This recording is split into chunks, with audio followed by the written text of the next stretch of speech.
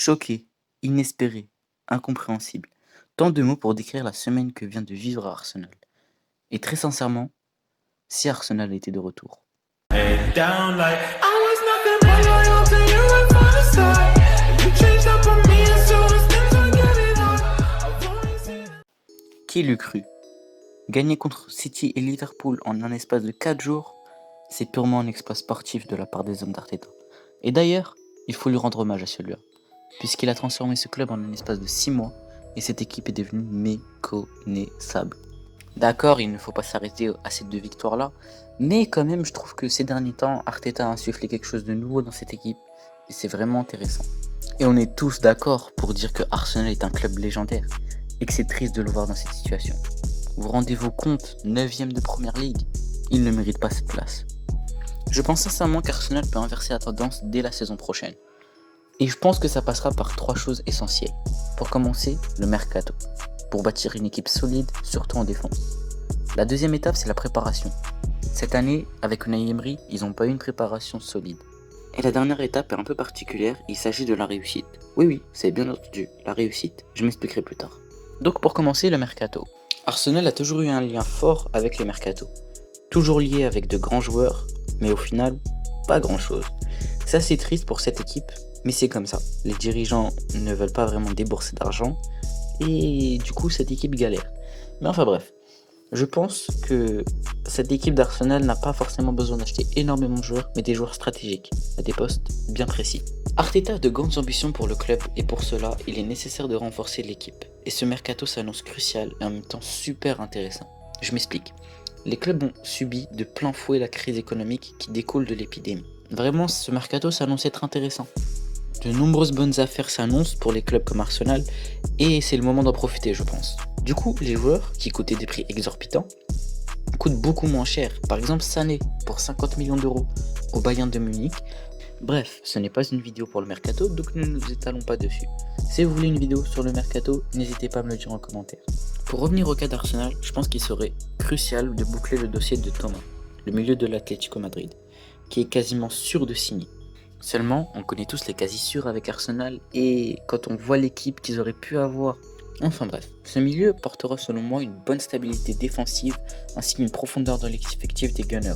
Ils pourront notamment tourner avec Torreira, Ceballos et Xhaka, ce qui fera un milieu très intéressant, ne nous mentons pas.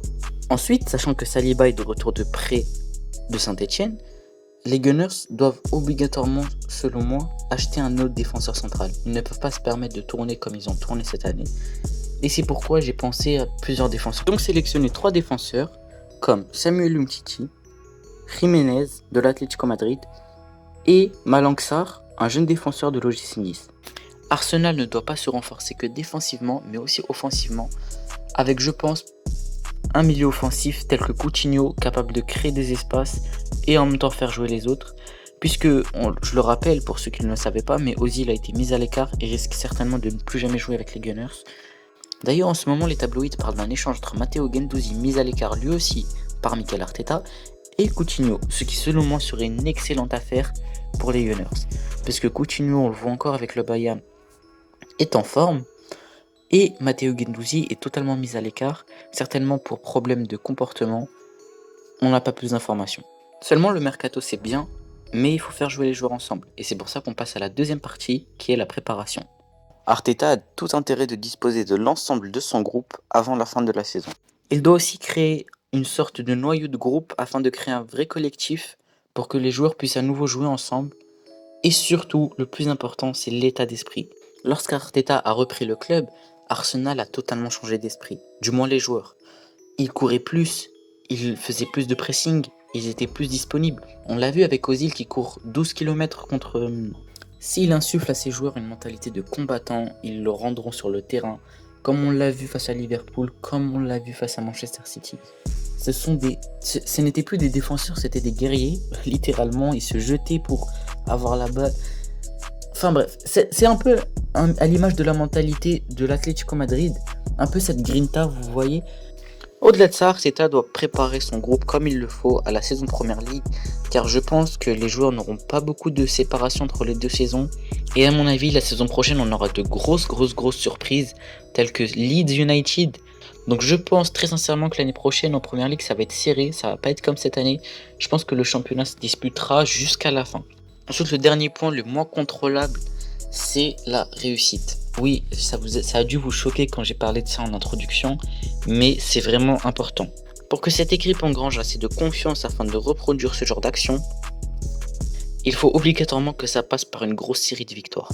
À l'image de Liverpool qui a gagné ses 8 premiers matchs et qui a engrangé assez de confiance et de points pour toute la saison. C'est certainement là que le titre s'est joué et beaucoup de personnes l'oublient. C'est au tout début de la saison. Et c'est pour ça que Liverpool a fait une saison historique. Autour de ces victoires, Jürgen Klopp a trouvé un collectif et c'est ce qu'il faut pour moi à Arsenal. C'est le dernier ingrédient et certainement le plus important. Lorsque cette équipe rejoue de derrière comme elle le fait souvent, on sent que les défenseurs sont fébriles, qu'ils ont peur et c'est là qu'ils commettent des erreurs. Seulement, la réussite ou la chance, appelez ça comme vous voulez, c'est facile de dire ça, mais il faut la provoquer.